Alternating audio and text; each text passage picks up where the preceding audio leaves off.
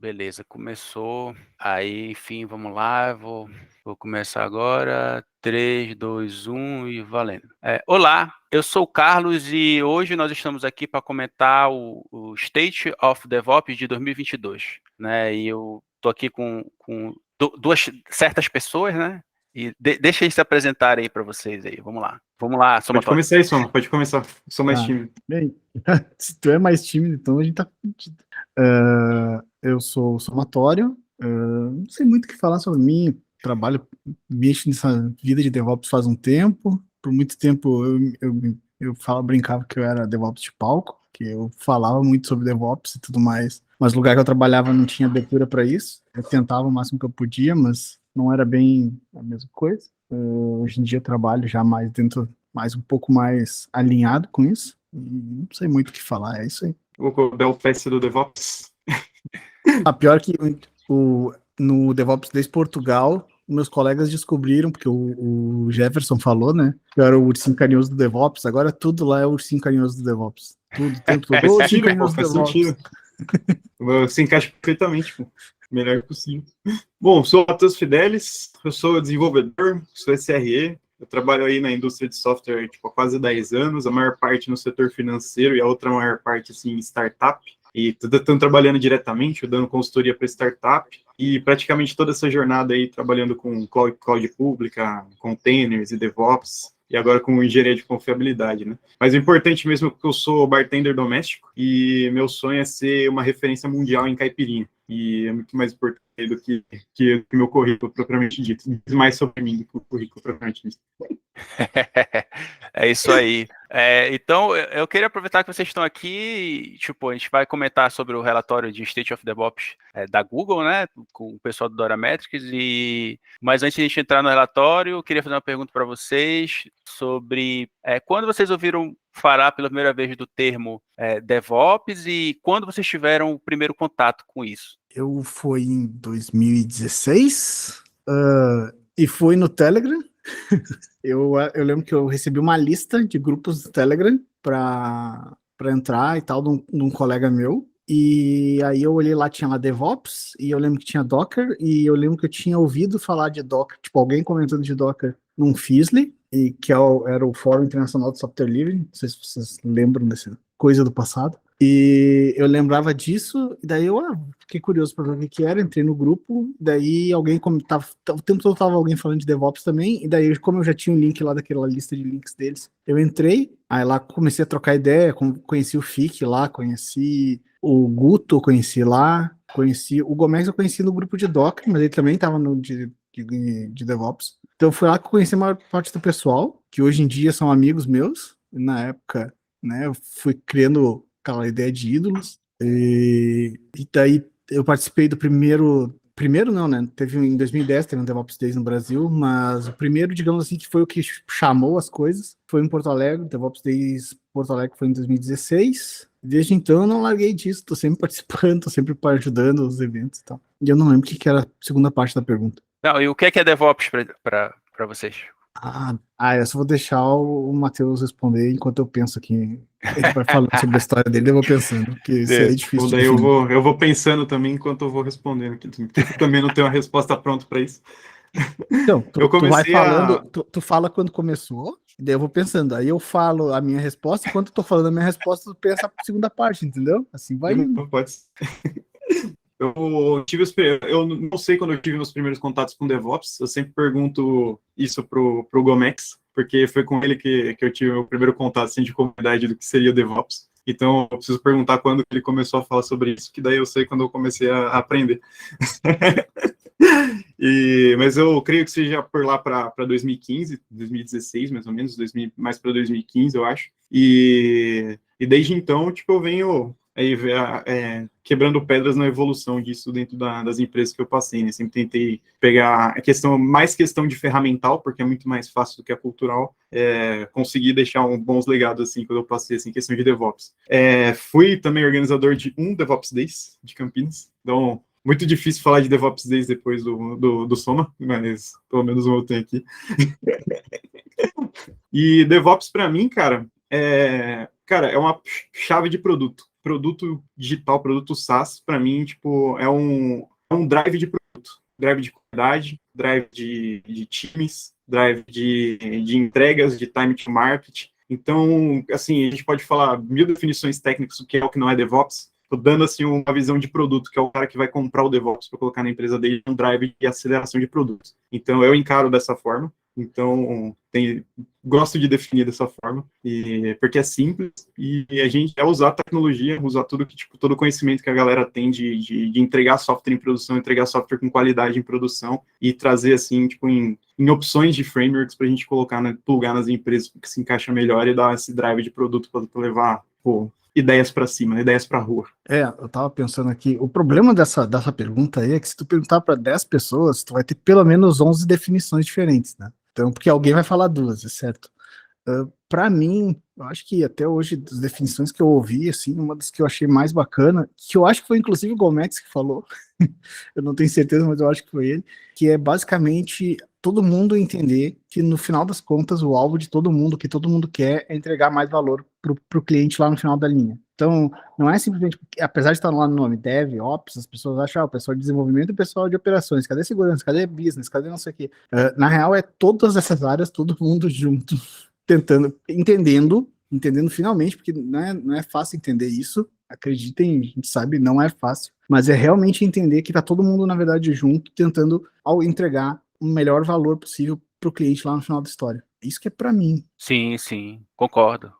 E baseado nessa visão que vocês têm, assim, em relação ao que vocês enxergam, assim, nas organizações que vocês passaram, que vocês conhecem, vocês têm vivência de DevOps Day, por exemplo, também. O que mudou, assim, lá do início para cá, no geral, na comunidade ou nas organizações, qual foi o impacto do DevOps, de fato, da cultura DevOps, de fato, nessas organizações e na comunidade? Do ponto de vista de vocês, do ponto de vista de vocês. Bom, assim, como a gente foi muito privilegiado de lidar com o termo desde o começo, assim, que ele foi concebido, eu gosto de definir, assim, que o DevOps deixou de ser um time para ser um processo. Então, antes você tinha as pessoas que fazem o DevOps, agora você tem um produto que, tipo, aplica DevOps, uma empresa que aplica DevOps. Né? DevOps não é mais um cara, tipo, o DevOps não tira férias, tá ligado?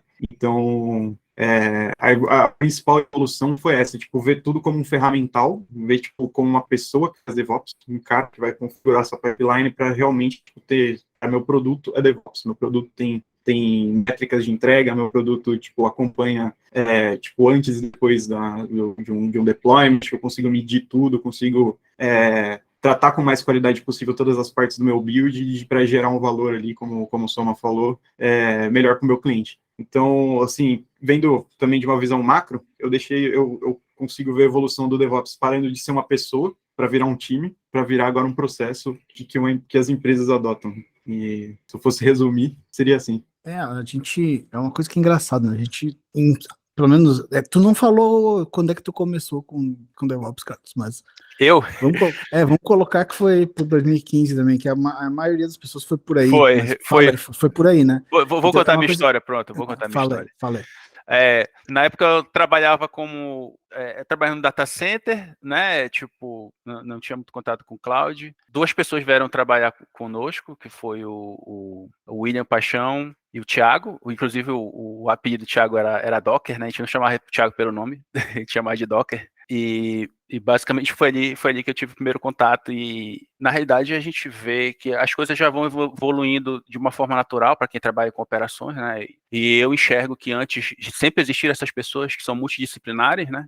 Seja na equipe de desenvolvimento, na equipe de operações e tal. Eu sempre enxerguei, assim, eu sempre trabalhei mais com operação, mas eu tive um momento porque eu sempre estudava muito na parte de desenvolvimento, né? Eu trabalhava com operação, mas eu estudava desenvolvimento e uma época eu tive a oportunidade de trabalhar com uma equipe de desenvolvimento e eu fui para lá e passei alguns anos trabalhando com equipe de desenvolvimento.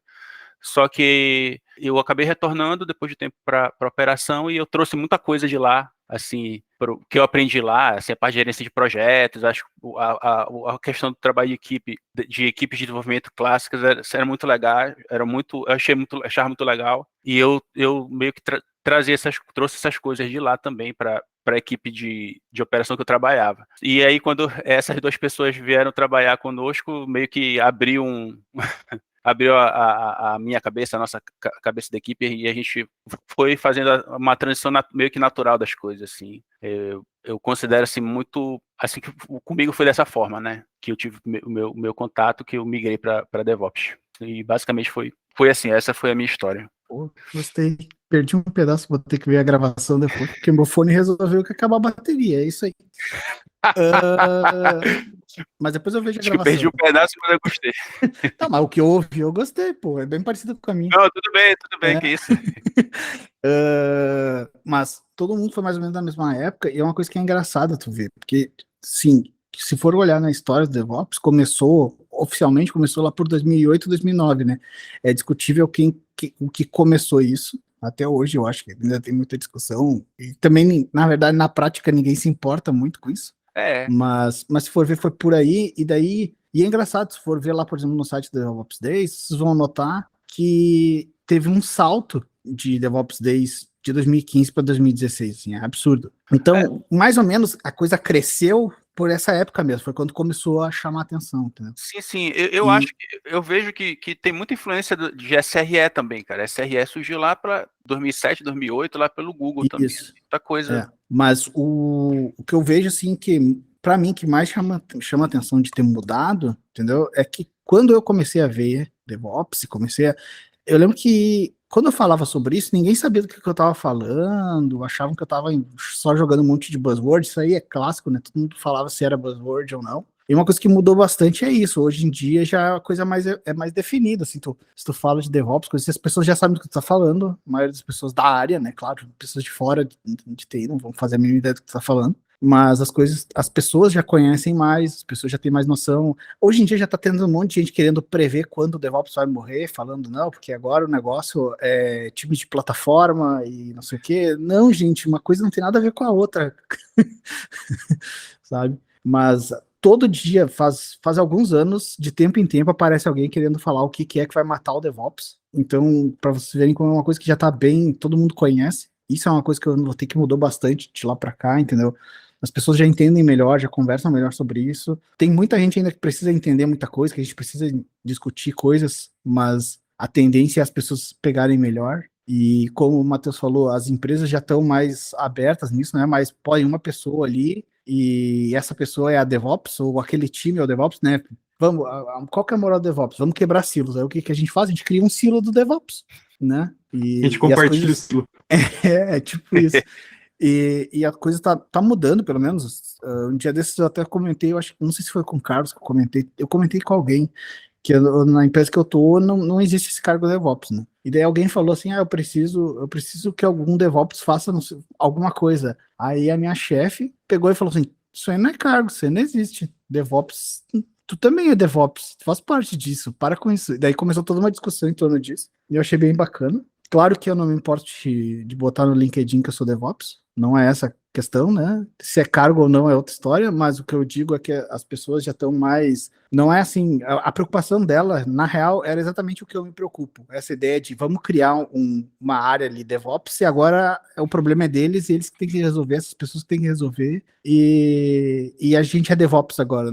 Não é assim, é uma coisa que todo mundo tem que se preocupar, todo mundo tem que lidar, porque se tu coloca num silo só, tu continua com o mesmo problema. E isso, para mim, é uma mentalidade que já mudou bastante entre as pessoas. É uma coisa que eu fico muito feliz quando eu penso nisso. Não, é isso. Isso foi o que eu mais notei, assim, que também hoje em dia é muito mais fácil de encontrar grupos para discutir DevOps. Aqui, por exemplo, aqui no Porto tem dois, né? Tem um que é só ferramental e tem um que é para falar de práticas. Por exemplo, tem dois meetups separados aqui para isso. Isso que eu notei que tem mais mudança, assim. E tu, Fidelis? Assim que a gente já falou, né? Ele já falou antes, faltava só. Eu queimei a largada. Não, tudo bem, não. Tu pode falar aí também, pô. O que é que tu acha que mudou? Vamos lá, vamos. Não vai ficar só na moleza, só largando as perguntas que a gente tem de responder? Tá falando de mim? Fala aí, pô. Tá, vamos lá. Que mudou? Tu não é que tu é amigo do FIC mesmo. Ele também me fez, quando eu perguntei pra ele também falou do mesmo jeito comigo. Bora, Carlos. Tem que falar também. Cara, eu acho assim que hoje, comparado com antes, né? Quando eu tive a minha primeira impressão, ou quando eu vi a questão de DevOps, hoje fica um pouco, pelo menos pra mim, tá mais claro os conceitos, assim, e como as coisas são, muito por conta assim, eu acho que a interação entre a comunidade é muito grande, assim, não só de DevOps, comunidade dev e comunidade de sysadmin, cresceu muito por conta do DevOps, assim, entendeu? Do DevOps Day da vida. A gente começou a conversar mais, eu, pelo menos, comecei a conversar mais com o pessoal de outras áreas, pessoal de segurança, pessoal de dev, entendeu? Eu acho que o DevOps, ele veio para tocar na ferida de verdade, tipo, que aconteceu em todos os lugares, em todas as organizações, que é cultura, porque eu, por exemplo, já participei de implantação de MPS-BR, de CMMI, e nem se compara, né? Tipo, era uma coisa assim que na prática é fake, ninguém comprava a ideia. Até estava comentando com o Matheus, que a gente estava lendo o relatório junto, e eu estava comentando com ele sobre que tem um item que eu vou mostrar aqui para vocês, que é a questão a equipe só consegue as coisas se a direção estiver patrocinando, né? Então, tipo, eu falei para ele, cara, eu já vi essa frase em outros tempos, assim, e sempre precisa disso, né? Sempre a pessoa fala disso, mas na prática, quem é que compra isso de verdade, né? Então, eu vejo que DevOps, comparado com o mundo como ele era antes, né? Ele toca na ferida, ele atende o que a gente quer e ensina a gente a entregar valor de verdade. E, tipo, não vejo muita coisa assim a parte política, por exemplo, a parte de processo de política, são coisas racionais, são coisas que quem é técnico, ou quem é multidisciplinar, ou mesmo que a pessoa que não seja multidisciplinar, o cara que é só dev, o cara que é só operador, ele consegue ver, pô, isso resolve o problema, esse processo realmente resolve o problema. Não é assim, um conjunto de passos imaginários que uma terceira pessoa formulou que a gente sabe que não vai dar em nada, entendeu? O que eu vejo é isso, né? Tipo, que é uma coisa que hoje em dia a gente tem muito suporte para conseguir alcançar esses objetivos que antes a gente imaginava, né? Antes o próprio DevOps imaginava, que a gente vendia a ideia para a gente ficava, será que faz isso mesmo? E eu vejo muito, o que é muito legal, a questão da autocrítica, né? Tipo, existe muita autocrítica, assim, da comunidade. Existe as pessoas que a gente tem que enfrentar com as buzzwords, que, isso vai matar DevOps ou algo parecido, e existe a autocrítica. Porque, por exemplo, muita coisa do DevOps é baseado num modelo chamado Lean, entendeu? E o Lean, ele é baseado no modelo japonês, e aí, tipo, é engraçado ver os japoneses falando de DevOps, né, que eles falam, pô, vocês interpretaram errado, né? Porque, tipo, lá no Japão tem o que é falado e o que é feito, né? O que é falado é de um jeito e o que é feito, a prática é de outro. E o Lean que a gente faz aqui é baseado no que é falado, entendeu? Então eles dizem lá, não é bem assim como vocês estão falando aí. Blameless, esses conceitos bonitinhos que tem no DevOps, a origem deles lá no Japão tá mais no que é falado do que como as coisas são na prática. E eu acho engraçado quando a gente lê sobre isso, né?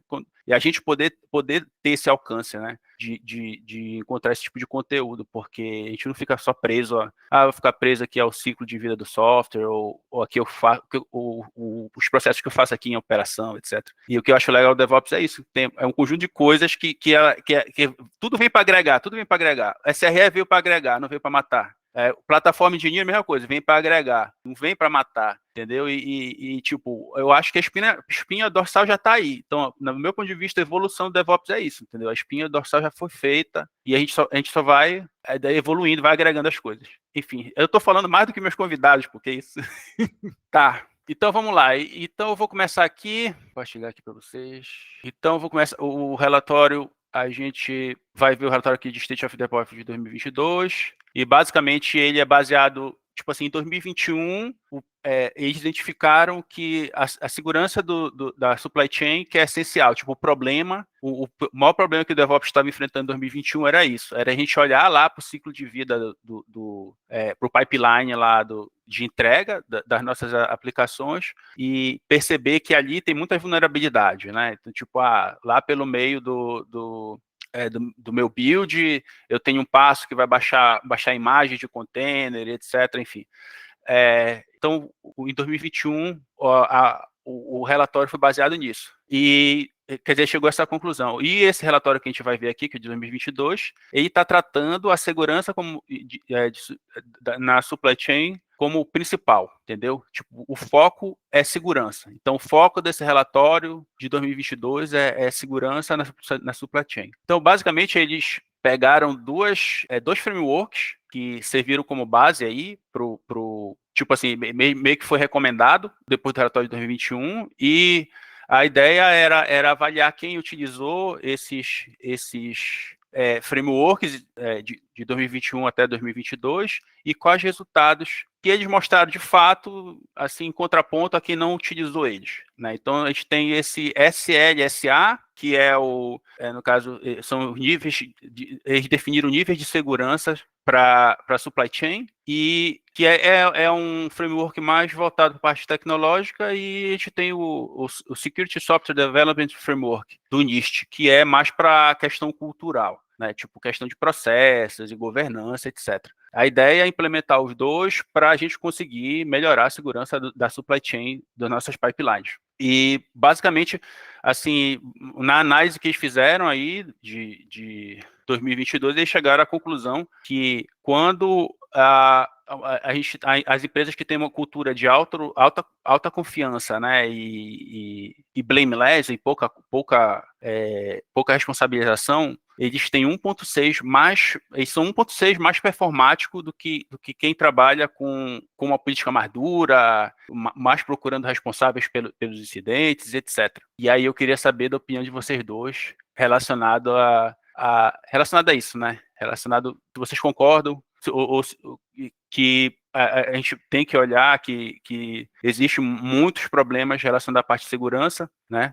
na supply chain, e se vocês concordam que as empresas, que os frameworks de segurança que a gente for aplicar nas empresas, eles têm que ser mais leves, blameless e de autoconfiança, e etc. E eu queria saber a opinião de vocês relacionado a isso. Eu acho que sim, a gente tem que pensar em segurança na nossa cadeia de produto, na nossa cadeia nossa esteira de produto, na nossa pipeline, porque segurança é qualidade, então a gente, pelo menos quando a gente tá nos primeiros anos de carreira ali, tipo, a gente tem um ímpeto assim, putz, dá o acesso que eu faço, tal, tipo, isso realmente você entrega muito mais rápido. Quando não tem, tipo, radar de trânsito, você corre mais rápido, então não tem o que fazer. Mas tudo tem que vir com uma certa responsabilidade, né? Então, tipo, eu acho que esses frameworks, eles também vieram para agregar nos processos de produto, eu acho que eles são mega importantes. Na verdade, não existe produto hoje sem segurança, falando de SRE, que tipo, a gente vai investir numa confiança, numa disponibilidade de um produto. Não tem como a gente não pensar em aspectos de segurança, só que o que eu vejo ainda é que essa parte de segurança ainda não está madura. Por quê? Porque é uma visão minha, um sentimento meu, zero estatística de mercado, mas é só uma crítica mesmo ao que a gente entende como segurança dentro de DevOps, que, tipo, muitos denominam como DevSecOps, embora eu não goste desse termo, é que tudo que a gente entende de segurança ainda no processo de desenvolvimento de software, na minha opinião, ela vem muito ainda como de forma operativa. Então, eu estou mandando o que precisa ter, do que eu colaborando com o que precisa ter. Então, eu enxergo, tipo, a maior resistência, assim, tipo, né, nesses conceitos de segurança no DevOps por conta disso. Já, sim, soltando blame, já trocando pro blameful, né? É que a gente vê muito os times de segurança ainda, tipo assim, putz, precisa ter segurança, realmente é indiscutível, então, tipo, eu vou limar tudo que eu puder aqui, tipo, vou sacrificar, tipo, minha qualidade de desenvolvimento, a qualidade de vida do meu desenvolvedor, vou sacrificar minha agilidade para entregar tudo com segurança, simplesmente porque precisa ter. E muita pouca gente, tipo assim, pensando em como tornar esses precisa ter plataformizáveis para que, tipo, o dev nem saiba que isso existe, nem precisa se preocupar com isso no dia a dia dele, né? Então, eu acho que precisa ter, mas eu acho que ainda precisa de um amadurecimento, assim, de pensar a segurança como parte do ciclo de vida e não imperativa sobre o ciclo de vida do produto. A visão é essa. Olhando no relatório, eu entendi que o que eles querem dizer é mais ou menos isso que tu falou mesmo, Fidelis. Que as empresas onde lidam com essa parte da segurança, no caso do supply chain, geral, é quando tu tá lidando com a segurança nos vendors, né, que tu tem. Mas quando as empresas têm, pelo que eu entendi lendo, é de que quando tu trabalha com uma ideia de ter mais confiança, né, e ficar menos apontando o dedo ali em relação ao que vai ser feito e tal, ou seja, tu deixando eles trabalharem melhor do que ficar essa luta, porque eles falam, inclusive assim, as empresas onde tem, como é? Que tem adoção de práticas de alta confiança e baixa culpa, né, são 1.6 vezes tem mais chance de ter adoção de práticas de segurança que estão vindo, práticas novas, então estão surgindo, do que as que têm baixa confiança né, e tem muito blame, e elas são mais focadas em poder ou regras, que é exatamente o que tu falou, né?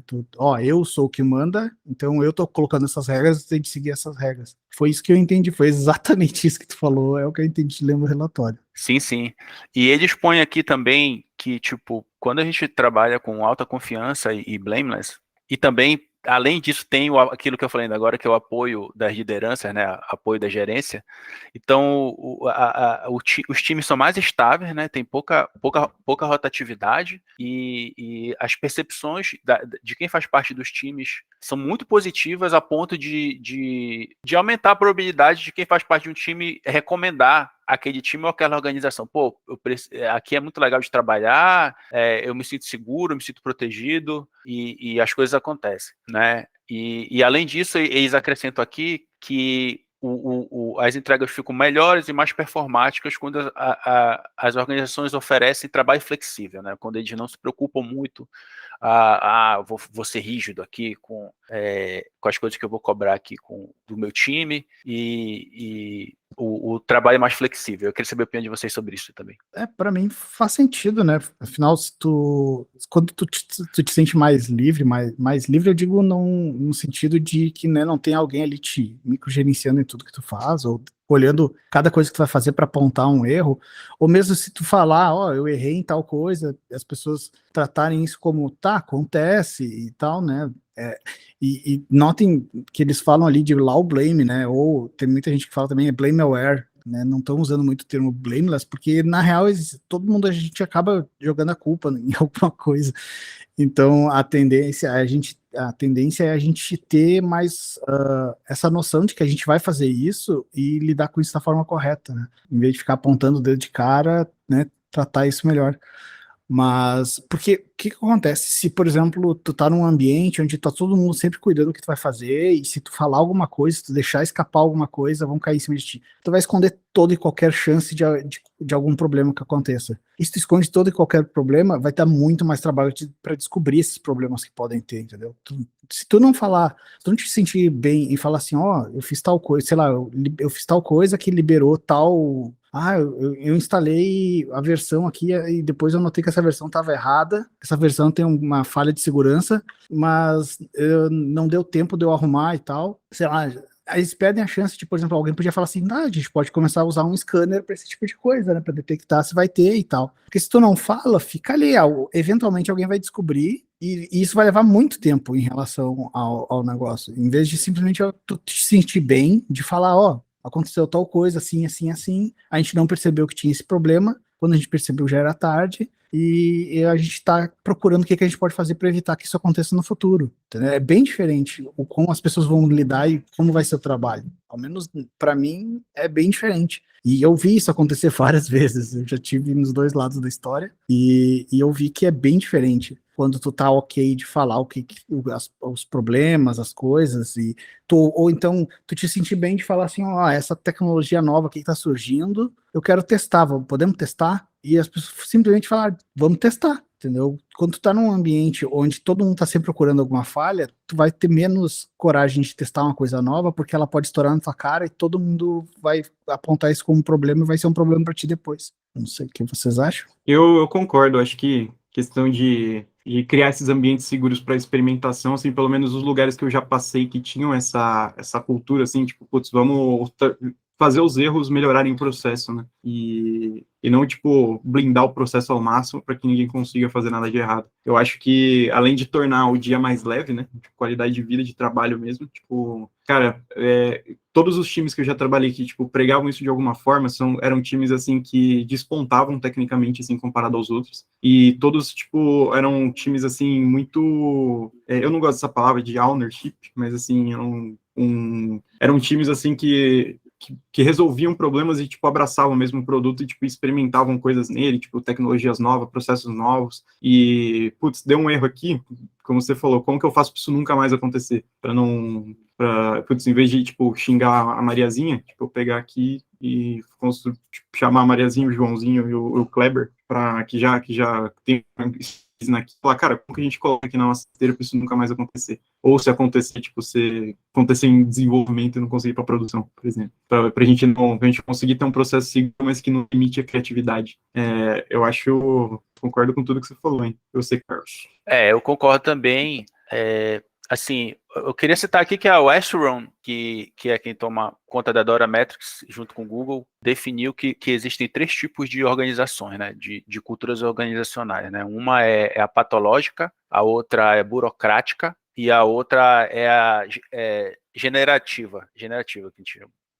Enfim, a patológica, ela acho que a gente mais queixa, né? Que tipo, aquela visão clássica, que tem visão do chefe, né? Tipo, é orientada a poder, né? Aquela pessoa tem um poder e tipo, essa é a pior que eles classificam, que tem menos cooperação, né? E a segunda é a orientada por regras, né? Que é a burocrática, né? Tipo, não tem tanto a figura do poder, mas o poder a gente enxerga no processo, né? Tipo, as pessoas olham o processo, tem medo do processo, né? Porque na patológica, tu tem medo do chefe. Se ele, nossa, hoje ele chegou, não tá bem, não dormiu direito, sei lá, algo parecido. Enquanto na burocrática, tu sabes que as coisas se concretizam, né? Tu sabe que se tu fizer coisa errada, tu vai ser processado. Mas a mais importante é a última, né? Que é a focada em performance, que ela tem exatamente essas características que vocês estão falando aí. E eu acho que é isso, né, cara? As organizações têm que olhar para isso, que, inclusive, para quem tiver acesso ao relatório, ele vai estar bem aqui na descrição.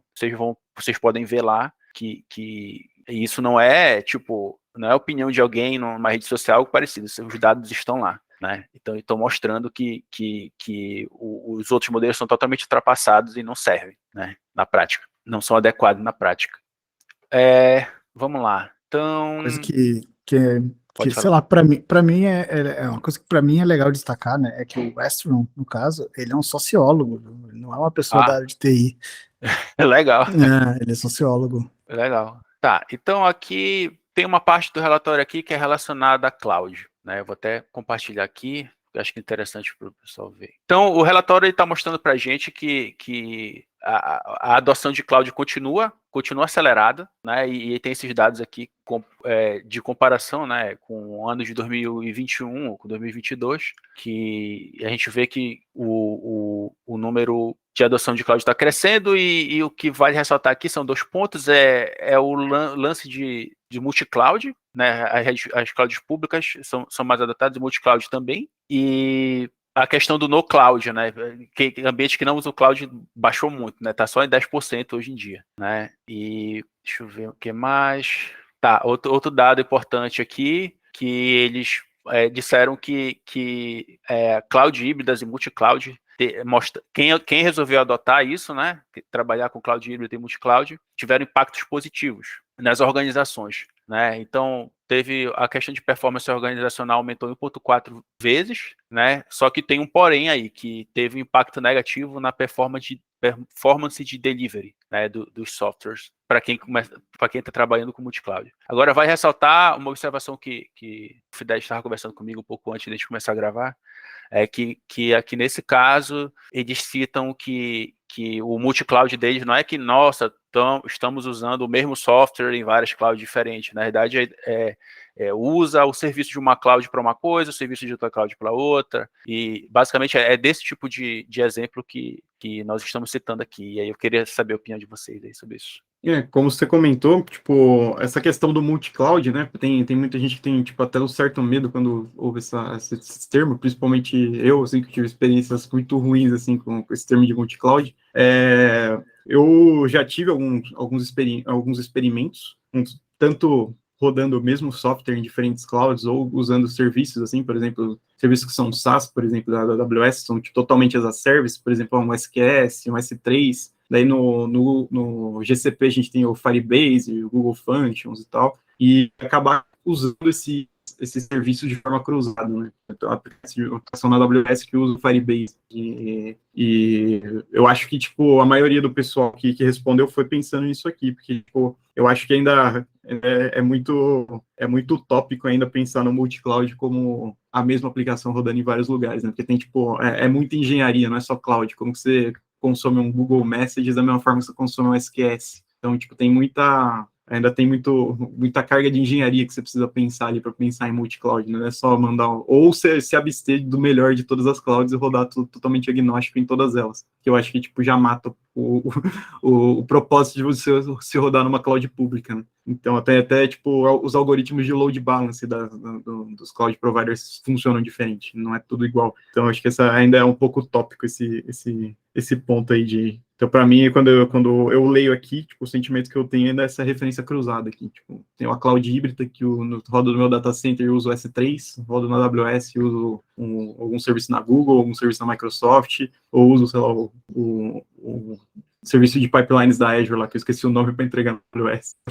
Eu entendo dessa forma, assim, que é mais palpável para o dia a dia, para ser tanto de gente que respondeu, pelo menos. Eu vou dizer que eu não sei muito o que comentar mais além do que o Fidel já falou, entendeu? Agora eu fiquei curioso sobre o impacto negativo aqui. Eu tô dando uma reolhada no coisa para entender o porquê, se eles comentam o porquê que... É justamente teve- essa parte. Essa Foi em parte que o Fidelis MTTR, lead time e frequência de deploy. Exatamente, bate bastante com o que o Fidelis falou mesmo. Exatamente. Outra parte aqui do relatório cita a SRE, né? Então, o que eles falaram aqui que não adianta não ter confiabilidade, né? Que é importante ter confiabilidade, porque o desempenho da entrega de software, sem confiabilidade, o desempenho da entrega de software não garante o sucesso organizacional. Quer dizer, não vai ter sucesso organizacional se não tiver confiabilidade, tem que ter, né? Só que ele diz assim que o investir em SRE melhora a confiabilidade dos nossos produtos, porém, esse tipo de investimento só deve ser incentivado depois que a adoção já existe, né? Tipo, a gente criou um processo aqui de adoção de SRE, os processos foram implantados, estão rodando, beleza, tá ok. Aí depois disso que eles recomendam que seja feito o investimento, porque caso contrário, não vai ter o final legal, não, viu? É isso que o relatório está mostrando. Aí eu queria a opinião de vocês sobre isso. Isso para mim, o que se traduziu aí, é uma coisa que, olha, falado, sei lá, eu nem sei de que ano que é isso, tá? Vou ser bem sincero, não sei mesmo, mas vocês lembram do Value Stream Mapping, que é o mapeamento do fluxo de valor? Se tu investir em resolver um problema fora do local onde tu tem o gargalo que está acontecendo, pode acontecer duas coisas. No melhor caso, nada vai acontecer, e no pior caso, vai piorar, porque o gargalo não era ali. E o que eu entendi disso aí é que é bom, melhora se ele for o gargalo que tu tá procurando resolver, entendeu? Se a organização ainda não está organizada, né, o gargalo não está sendo o foco na parte da confiabilidade ainda, não adianta muito tu melhorar ela, mas ao mesmo tempo, claro, não adianta, e isso é o que fala no primeiro ponto ali, né, de que não adianta de nada tu ter, sei lá, um carro muito rápido, vamos usar um exemplo diferente, né, tu tem um carro muito rápido que vive estragando, por exemplo, não vai adiantar muito tu chegar num ponto mais, né, ou que ele tem dois pontos, né, ou ele estraga muito e é demorado para arrumar, porque se ele estragar, tipo um Jeep, né? O Jeep é famoso por causa disso, né? Tu conserta um Jeep muito fácil, muito rápido, é fácil de desmontar ele. Tem um vídeo de os caras desmontando um Jeep inteiro e remontando ele em 2 minutos. Então, esse que é o negócio dele. Não adianta muito tu focar no desempenho, só no desempenho, e esse desempenho tá sempre falhando, por exemplo, ou demorar muito para resolver ele, sem ter essa confiança da confiabilidade. Mas, ao mesmo tempo, só vai focar em investir nela quando ela for teu gargalo, né? É isso que eu entendi dessa parte, tá? Eu entendi também, tipo, bem parecido com o que o Soma comentou, mas já trazendo para um outro ponto de vista, né, que tipo, das 758 vezes que tem que mataram o DevOps, que falaram que ele ia morrer, a gente tem aqui, tipo, já no relatório, tipo, a gente vê a evolução de processos agregados, né? A gente tem, porque hoje, na minha opinião, é impossível você construir, tipo, aplicar SRE em práticas DevOps, e aqui no relatório eles fizeram questão de apontar isso. Então, tipo, o SRE, tipo, as buzzwords, elas se já invalidam aqui, né? Então, tipo, Eu acho isso bem bacana. E questão de confiabilidade, tipo, eu acho que eles fizeram, assim como no relatório passado, eles fizeram questão de apontar muita segurança. Então, tipo, o sentimento que eu vou ter aqui no State of DevOps 2023 será sobre confiabilidade. Eu acho que como confiabilidade é um processo agregado do DevOps e vice-versa, a gente está vendo aqui que realmente não adianta a gente ter processos rápidos aqui, tem tipo um processo aqui, eu aplicar Dora Metrics, tipo, poder fazer um lead time aqui de 20 minutos e meu software chegar lá na produção e ter tipo um SLA de 80% de disponibilidade. Então, eu acho que como a missão de todo mundo aqui é criar produtos bons, é criar, tipo, processos bons e rápidos, eu acho que uma coisa veio para complementar a outra aqui, tipo, para realmente resolver o problema que o DevOps cria, que, por exemplo, que é o maior, tipo, inimigo do DevOps, que é, tipo, fazer um monte de coisa à la caralha e jogar em produção. E tu, Carlos? Tá. Não, do meu ponto de vista, porque eu tava concentrado no próximo tópico, mas bora lá, vamos lá. Oxe. Se não quiser, a gente pode pular essa parte, depois só corta a parte que eu pergunto e tu, Carlos. Não tem problema. Apareceu intruso aí. Já apareceu? Cadê? Olha aí. Liga a luz aí, cara, que tá gravando. Liga a luz que tá gravando. Liga a luz que tá gravando. Passa, Fidelis. E o Soma, que passa? Que sorte que tava vestido, hein, Daniel? Não é? Apareceu do nada aqui, ó. Tá, enfim, o que eu tenho para falar, eu concordo com o que vocês falaram, mas assim, é algo parecido com o que o Soma falou, porque eu acho que não faz sentido a gente atacar um problema que não existe ou que não seja o gargalo. Assim, eu penso dessa forma, né? E eu vou investir em SRE, engenharia de confiabilidade, se esse não for o gargalo, né? Eu acho que, do meu ponto de vista, é esse, enfim, relacionado a isso. Tá, então bora dar uma olhada aqui tem mais outra parte aqui. Sim. Aí tem uma parte aqui sobre entrega contínua, né? Eles dizem o seguinte, que na verdade estão falando de GitOps aqui. Né? E, no resumo, estão falando que GitOps é quem utiliza GitOps, né? Quem combina controle de versão e entrega contínua é 2,5 vezes mais propenso a ter alto desempenho de entrega de software do que a pessoa que vai investir só em um deles, tá? Vou investir só em controle de versão ou vou investir só em entrega contínua. Eu queria aproveitar, né, que tem essa parte do relatório e também queria falar citar uma outra coisa aqui também, que assim, para vocês, assim, entrega contínua e DevOps, existe eles são um contraponto do outro ou tipo eles só funcionam se estiver junto, ou o DevOps entrega contínua e entrega contínua estraga DevOps? Assim, queria fazer essas duas perguntas, né? Aproveitar que no final o somatório vai me perguntar de volta, mas também essas duas perguntas. Primeiro, se vocês concordam com essa visão do relatório de que é muito bom usar as duas técnicas juntas, né? Tanto a controle de versão integrado com entrega contínua e a questão de entrega contínua versus DevOps.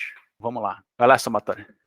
Opa, desculpa, quem quiser pode começar. Vamos lá. Pode começar, Sam. Bora. Tá bom. Olha, eu acho que não há um versus, né? Uma coisa bem ligada na outra. Foram nomes e ideias, digamos assim, foram criadas em paralelo. Se eu não me engano, o livro é mais ou menos em paralelo mesmo. Tanto que tem uma empresa, que eu não vou falar o nome, mas é a empresa que basicamente as pessoas que criaram o livro trabalhavam na época, né? O livro de entrega contínua. Eles trabalhavam nela e eles, lá na empresa, até onde eu sei, eles sempre tratavam, tipo, oficialmente, quando eles estavam falando de DevOps, eles chamavam de entrega contínua. Inclusive tem algum lugar no site deles que eles comentam disso, era um dos pilares que eles colocavam no site, lá não parecia nada de DevOps nem nada assim, era sempre entrega contínua e alguém falou que oficialmente lá dentro, quando eles estão tratando de DevOps, eles chamavam de entrega contínua. Mas era para eles mesmos entendiam que era a mesma coisa, entendeu? Eram ideias que foram criadas em paralelo, que eram iguais, digamos assim, as ideias das pessoas eram similares, era o que estava se vendo mesmo na indústria. Então, para mim, não existe essa ideia de ser um versus, né? Elas são ideias que se uma melhora a outra, digamos assim. Também concordo, eu nunca enxerguei como um versus, e nunca consegui enxergar, por exemplo, um existindo sem o outro, assim, na verdade. Que a ideia sei lá, por muito tempo, com muita insistência, né, da comunidade e tal, tipo, a gente conseguiu encarar o DevOps hoje como uma melhoria do ciclo de vida do produto, né? E a ideia da gente conseguir entregar software a qualquer momento, tipo, é muito difícil, assim, garantir uma qualidade muito eficiente desse ciclo, né? Então, eu nunca consegui ver um verso, por exemplo, tipo, para mim, os dois eram a mesma coisa, não sei de que livro você está falando aí, só, mas para mim sempre foi, tipo, entrega contínua é a ponta final do DevOps para mim. Então, Não, o livro que eu tô falando, o nome do livro é literalmente entrega contínua. Acho. É. Então, para mim, não tem como. Para mim, são processos ultramente complementares. Assim. Então, tipo, a gente usa o output do DevOps, que é tipo entregar a qualidade do meu ciclo de vida, para entregar isso a qualquer momento, a qualquer hora, né? Tipo, a gente matar o mito do deploy da cesta, né? Porque eu tenho confiança no meu processo. Embora mesmo assim eu não entregaria, mesmo confiando. Quer falar aí? Vai lá e fez like. Tá, só vou falar rapidão, porque tem um meme aí, tá assim na ponta da língua. Então, entrega contínua não existe e DevOps é cargo. O DevOps não é cargo de fazer entrega contínua? De fazer o que não existe, caramba! Zoeira. Eu acho que os dois estão, tipo assim, andam de mãos juntas, então. E acaba se misturando até com outros conceitos também.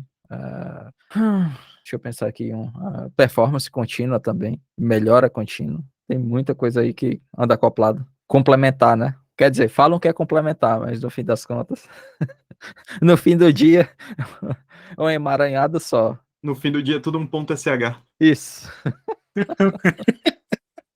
Tudo ponto SH, né? Tá, então... E tu, Carlos? Cara, eu acho que tem uma diferença, né? Eu acho que, seguindo o meme, né? Eu acho que o DevOps está mais ligado à cultura, essa parte organizacional não é exatamente um framework, e eu acho que entrega contínua está mais ligada a uma parte técnica que precisa dos conceitos lá culturais bem fixados, mas eu não vejo que... Na verdade, eu acho que o DevOps precisa mais de entrega contínua do que o contrário. Eu acho que entrega contínua dá para viver sem DevOps. Eu acho que entrega contínua é uma coisa mais técnica e DevOps é uma coisa mais cultural. Assim, esse é o meu ponto de vista, né? Mas eu gostei do ponto de vista de vocês, assim, mas enfim. Então, tem outra... Vamos lá, continuando o relatório. Também, o relatório cita aqui... Só outro parênteses, desculpa. A entrega contínua é tão importante que ele é citado dentro do... Tem uma área só para ela aqui no relatório, né, de DevOps, State of DevOps, mas enfim. Então, a área aqui de arquiteturas fracamente acopladas, né? Então, equipes que focam na construção de software com arquiteturas fracamente acopladas estão em uma posição melhor para executar fortemente estabilidade, confiabilidade e produtividade. Vocês concordam com essa afirmativa? Ou tem alguma coisa...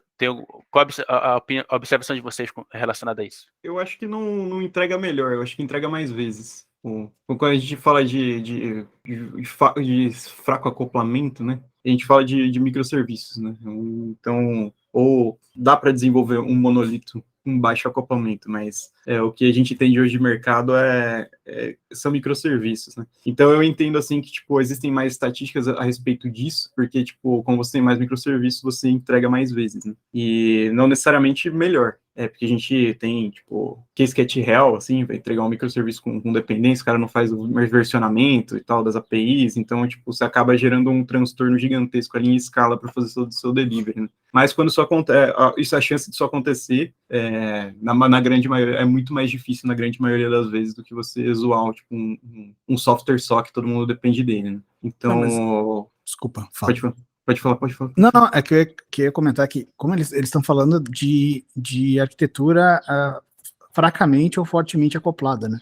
Quando a gente está falando de fortemente acoplada, é esse caso que tu falou aí, são microserviços, e eu já trabalhei num projeto que era assim, eram vários microserviços, só que, cara, eles dependiam tanto um do outro, que era basicamente, tinha que fazer os deploys, era praticamente junto, era muito bizonho, era terrível. Então é mais nessa pegada, eu acho, né, que eu entendo que é isso, eles não estão falando de microserviços versus monolito, entendeu? Eles estão falando mais na pegada de assim, se tu tem, mesmo em microserviços, se tu tem uma dependência, às vezes, inclusive, eu dependo de ti, tu depende de mim, o que é bizonho, né? Assim, nenhum dos dois consegue subir junto, porque tem que fazer a coisa como se fosse, eu não lembro se quem chamava era o FIC ou se era o PERI, que ele chamava de microlito, porque é um microserviço que age como se fosse um monolito. Um monolito distribuído. Tipo isso. porque tu depende de todo mundo, então tem que fazer tudo junto, todas as atualizações têm que ser feitas juntas. Se um microserviço vai ter alguma mudança nele, os outros têm que ter também, porque eles dependem daquele serviço, que a mudança dele, de alguma forma, quebra todo mundo. Então, elas são fortemente acopladas um no outro, né? E eles estão falando que se tu trabalhar em relação a ter essas coisas não serem muito acopladas, sabe? Um serviço realmente, a dependência dele ser mínima, ser só uma requisição de API e tem de seguir o contrato ali, é mais fácil. É isso que eu entendi do que eles estão falando ali, entendeu? É mais nesse sentido. Foi isso que eu entendi mesmo. Eu estava dando o exemplo ali do Kscape Hell ali para deployment, justamente porque para exemplificar que, tipo, talvez não é que eles fazem melhor, mas é que eles fazem mais vezes, né? Porque, tipo, se a gente fazer esse esquema certinho de desacoplamento, você, tipo, seguir contratos, você ter fallback para tudo, você claramente fica mais performático. Então, é mais para, como você executa mais vezes o processo, talvez você fique, tipo, mais eficiente nele também. Você, Vai Carlos. lá, Perlac. Eu vou ser o último.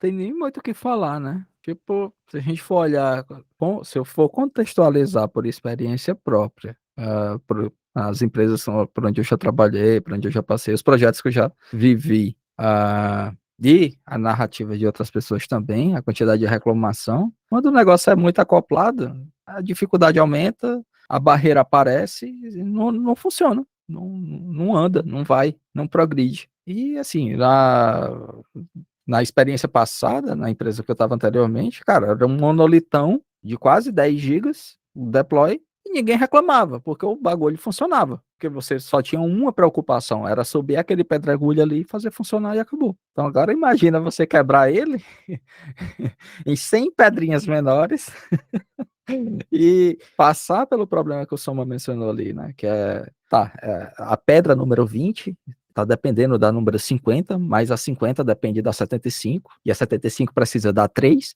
Cara, Exato. Se tu vai ter um microlito, é melhor tu manter em monolito mesmo, sinceramente. porque acaba virando um espaguete a carbonara de tão enrolada que fica. Né? E, assim, a minha observação que eu tenho para fazer é que, tipo, a gente fala em microserviço, monolito, a gente tem que ter em mente que o objetivo é um time, né, cara? Ou vários times. Então, se a necessidade faz tu precisar de uma equipe maior, né?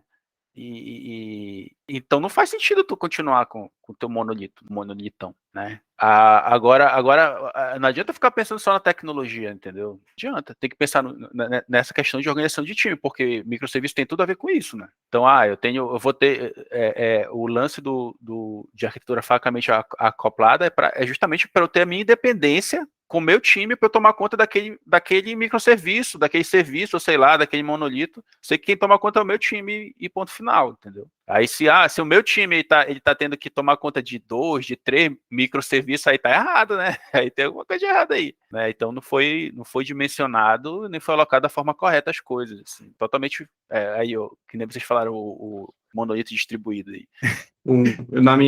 Eu já tive em uma empresa que eu já passei, onde as metas da empresa estavam atreladas em quebrar funcionalidades do monolito lá, tipo, gigantesco. E, cara, tipo, realmente funcionou no começo, tipo, era muito bonito ver, tipo, todo mundo, tipo, trabalhando bem com microserviços, né, a gente aplicou muito bem, tipo, a lei de Coway, né, microserviços, tipo, sendo espelho da estrutura organizacional, né? Então, tipo, time de vendas, tinha microserviços de vendas, time de PF tinha os microserviços de PF, PJ e tal, era bonito de ver. Só que, tipo, ainda assim não era, por mais que sejam mais responsáveis e mais contextualizados, por exemplo, ainda tinha, por exemplo, se o Kafka caía, todos eles caíam junto.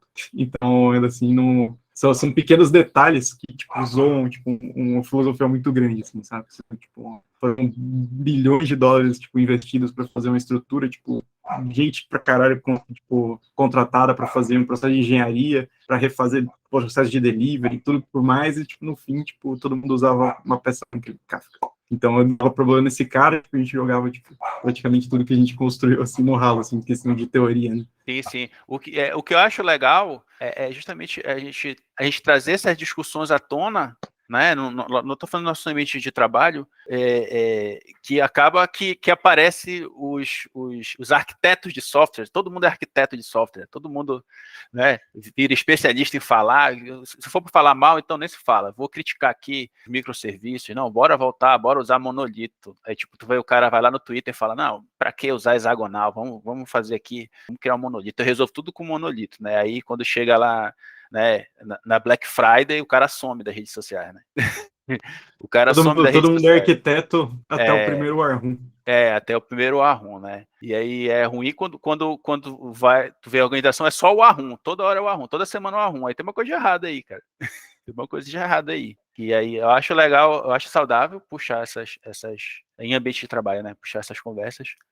Eu acho que o lance de questão de Cloud Native e puxou muito essa questão, esses conceitos relacionados a microserviços, etc. Eu acho importante a gente conversar sobre isso para melhorar nossas equipes, melhorar nosso software, entendeu? E é interessante a forma que o relatório aborda, porque ele trata de uma forma totalmente agnóstica, né? E não entra no mérito. Né? A gente está puxando aqui, está falando de monolito, de microserviço, mas foi tudo por causa que o cara, inclusive quem escreveu essa parte do relatório foi o inventor, o escritor daquele livro lá, que o Somatório citou aí, do Continuous Delivery. Foi ele que escreveu essa parte que a gente está debatendo aqui agora. Tem outra parte aqui do relatório, onde eles citam, né, o tamanho do time que eles fazem parte. Né? Só para contextualizar vocês, são 33 mil profissionais, né, espalhados pelo mundo, né, que trabalham em torno de DevOps. Né? Então, dentre eles, nós temos aí 26% de desenvolvedores, nós temos 23% de DevOps ou SRE, né? Tem 19% de pessoal que trabalha com infraestrutura, operação, e 17% de gerentes. Então é bem vasto, assim, bem vasto o número de pessoas. E a grande maioria trabalha em empresa de tecnologia ou então no mercado financeiro. E esse pessoal que meio que está sendo ouvido desde 2021 para cá é bem parecido.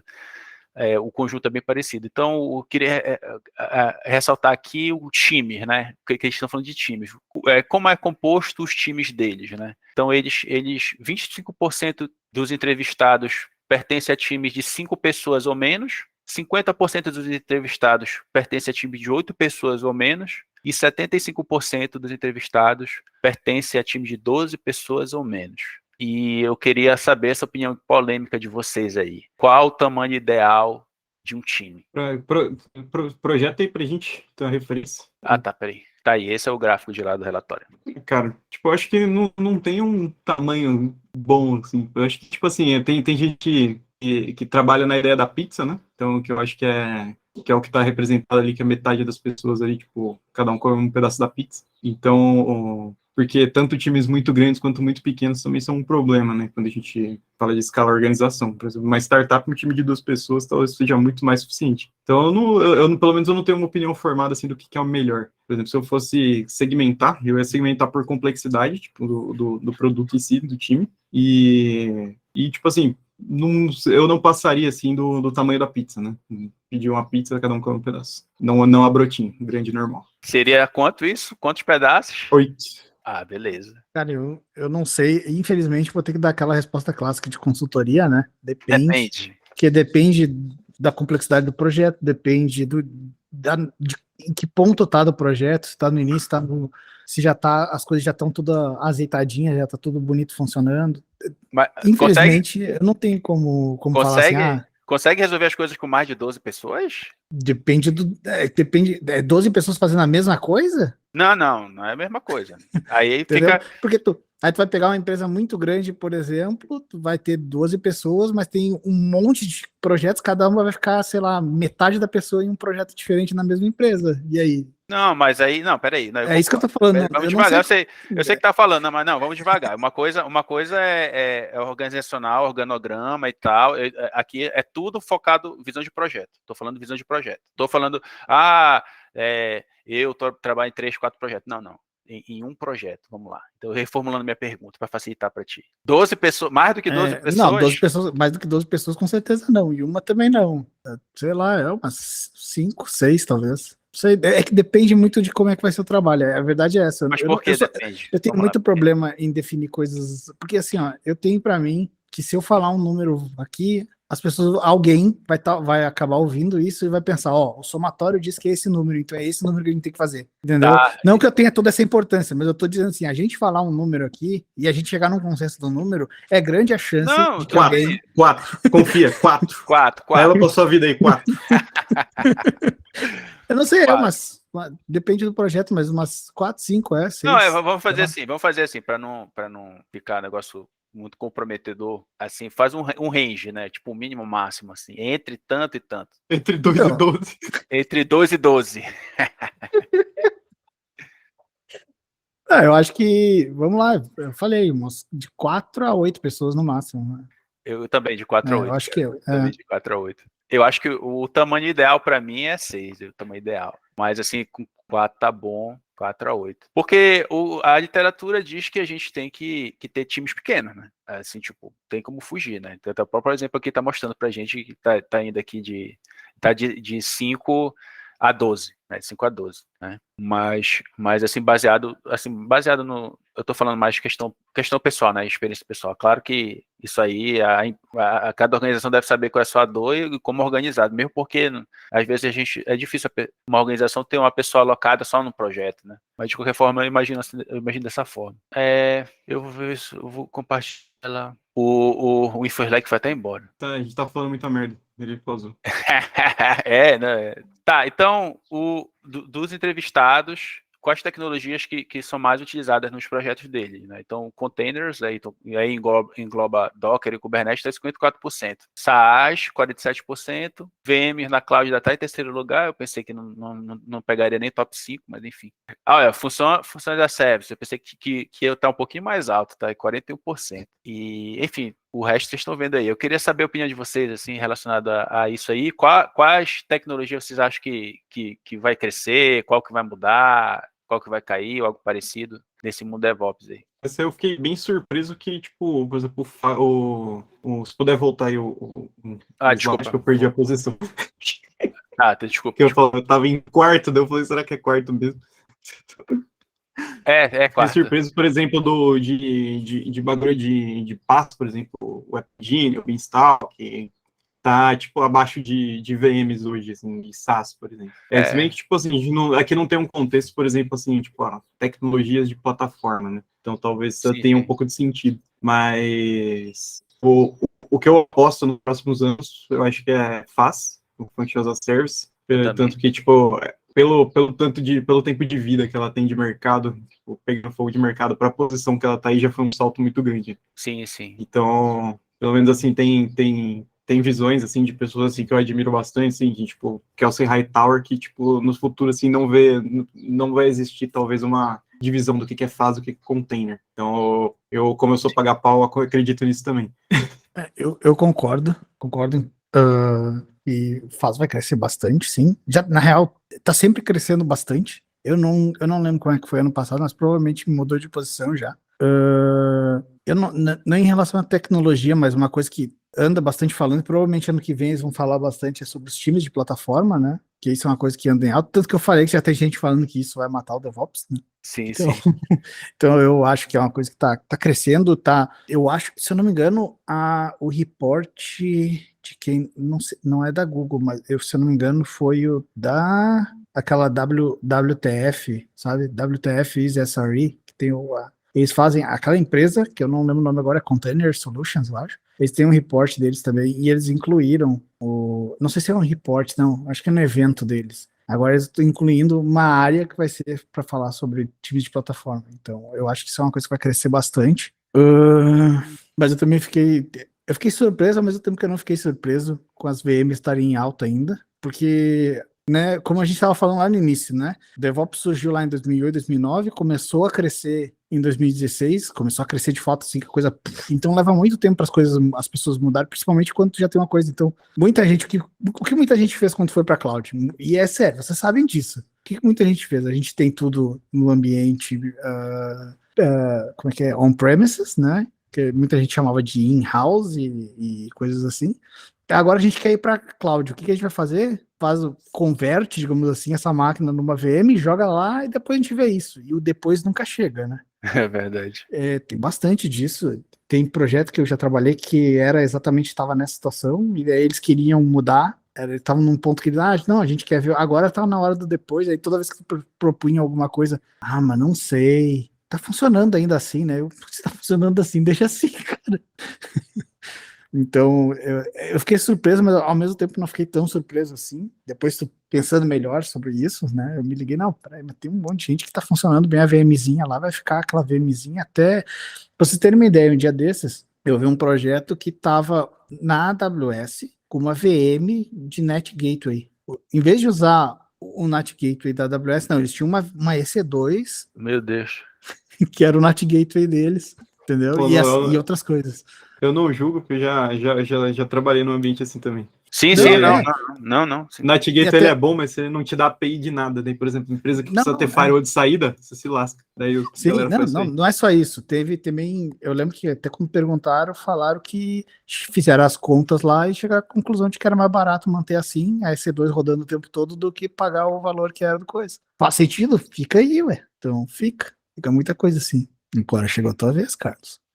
Cara, a percepção que eu tenho para fazer é que eu concordo com o Saj ali, porque eu vejo que tem muita coisa, assim, tem muito serviço que está em marketplace, que a gente chama, que está crescendo, né? Que tem foi até no relatório do State of Cloud, o relacionado a empresas, né? A parte organizacional, que eles destacaram lá que tem a figura do centauro, né? Que tipo está tendo, entre aspas, um colapso dos unicórnios, e que as empresas que estão se destacando agora são os centauros, né? Que na verdade são produtos que são software como serviço, que estão nas clouds, e são de empresas que, tipo, a atividade, o fim delas, na verdade, é acessório, né? Tipo, para ajudar a algum outro negócio, né? Que tem, tá entendendo? Tipo, são empresas de apoio, né? Tipo, eu quero criar um e-commerce, alguma coisa, aí tem lá o SaaS pronto, aperta o botãozinho. Então, essas empresas que estão se destacando no mercado do State of Cloud, corporativo, do mundo corporativo. E então, não me espantei quando eu vi o SaaS em segundo lugar. Eu realmente me espantei com a VM, como eu citei no começo. Mas acho que tem justificativa, né? Tem legado em todo lugar. Tem muito legado pelo mundo, né? Aqui na Europa, então, nem se fala. E essas coisas não vão, tipo, não vão sumir do dia para a noite, né? Então, eu vejo também, eu concordo com a visão do Fidelis, também acho que vai crescer bastante, e é isso, né? Meu ponto de vista é esse.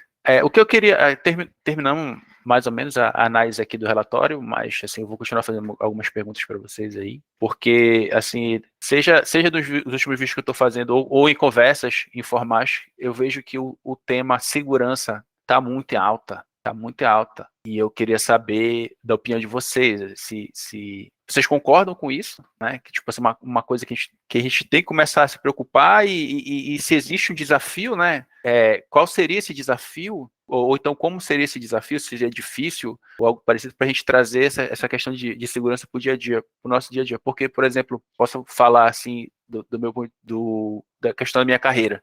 Eu tive um momento que eu trabalhei, assim, eu passei uns 2 ou 3 anos trabalhando, que eu pensava na época que a minha carreira ia para esse lado de segurança, só que lá pelas tantas eu vi que não combinava comigo, entendeu? Tipo, não sei, enfim. E agora eu tô vendo voltar isso, eu tô meio que ficando meio assustado, mas eu tô começando, baseado nas conversas, começando a compreender que é uma coisa que não tem como, né? Tem como a gente escapar. Então eu só queria saber do ponto de vista de vocês, assim, quais desafios, se isso vocês percebem isso, como eu estou percebendo agora, ou não, vocês não concordam, etc. Qual ponto de vista você relaciona aí a segurança? No DevOps, no mundo de DevOps. Na minha opinião, assim, mais experiências pessoais, que eu já estou, tipo, trabalhando em grandes bancos há bastante tempo, então isso já é uma realidade para mim, porque não tem como eu trabalhar sem isso, né? Tipo, faz parte do ferramental. Então, o grande desafio, para mim, tipo, retomando, tipo, uma das primeiras perguntas, assim, é como que a gente aplica a segurança sem impactar o processo, sem deixar ele pior para o desenvolvedor, né? Para o ciclo de vida, para as interações.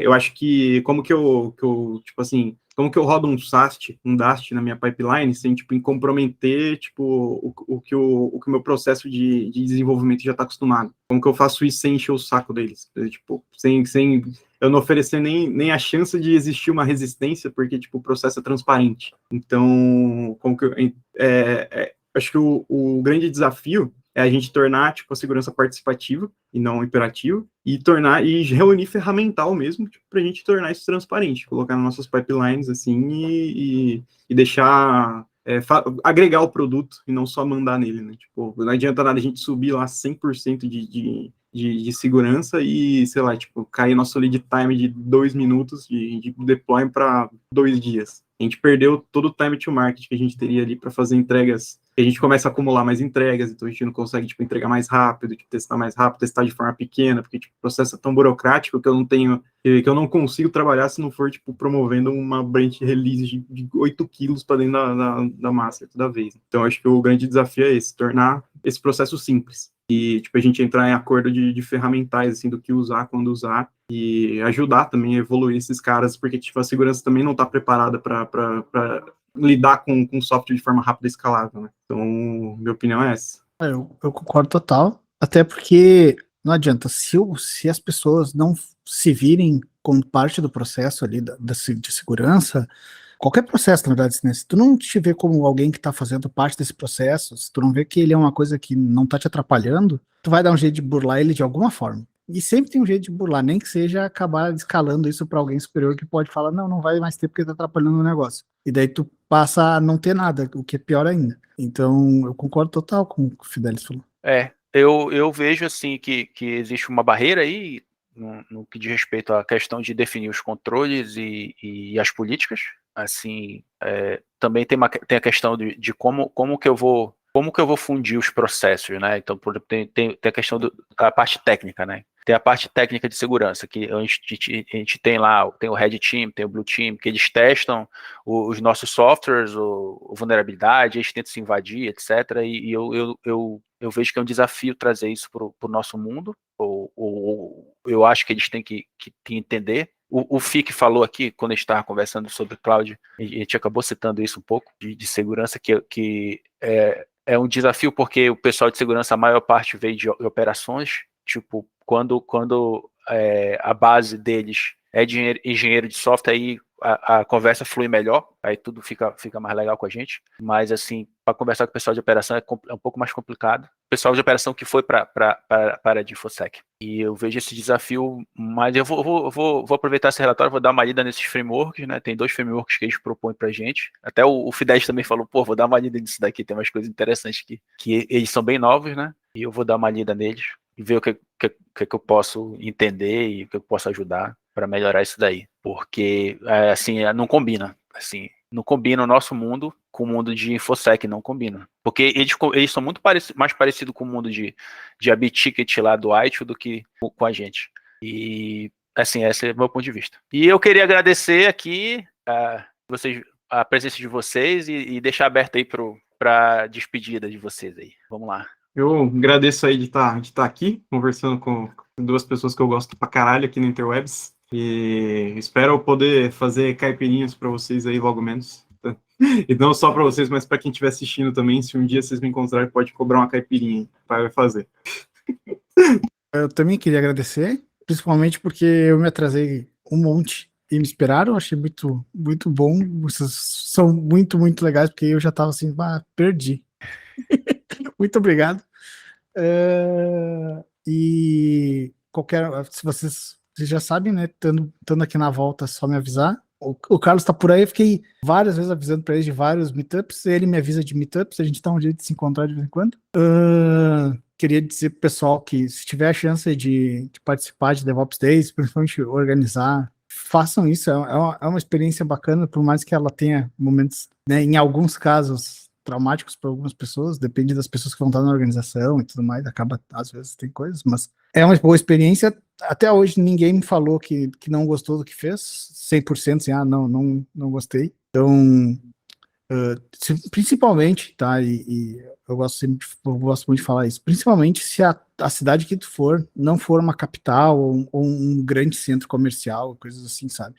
É porque tem muita gente que acha que, não, esses eventos é só para acontecer em lugares grandes, e não, gente. O ideal é acontecer nos lugares também que são considerados menores, assim, esse tipo de coisa, porque aí traz as coisas para dentro da comunidade, entendeu? Quando é uma cidade, um lugar que não é considerado muito, tu acaba descobrindo muita coisa muito legal nesses lugares, é sempre muito bom. Todo mundo sempre espera que tenha na capital, então se for fora de uma capital, é legal também por causa disso, que é uma coisa que já é diferente, já é mais inesperado. E fora isso, só agradecer mesmo. Não sei mais o que falar, não tenho muito jabá para fazer.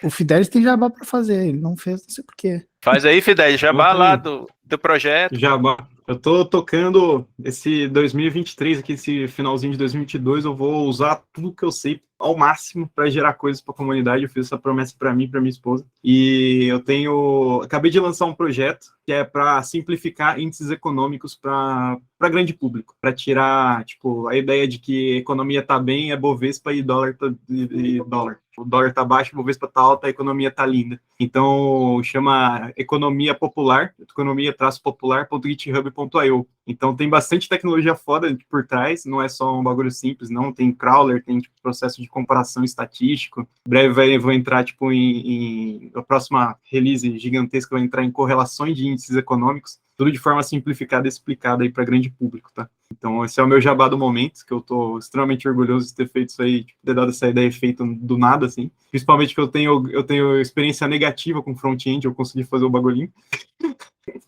Foi a parte mais difícil, fiz puta porra de coisa complexa pra caralho, tipo, em pouco tempo, e fazer uma paginazinha 3 dias. Então, visitem lá, dá uma moral, porque tá sendo bem legal, pelo menos para mim, desenvolver, e a galera que tá consumindo também tá dando feedbacks muito massas. Em breve ele vai ficar totalmente open source também. Beleza, obrigado. E é isso aí, eu vou colocar todos os links de referências que a gente conversou aqui embaixo, inclusive o site daí do Fidelis. E é isso, eu agradeço a vocês e até a próxima. Um abraço, até. Até mais.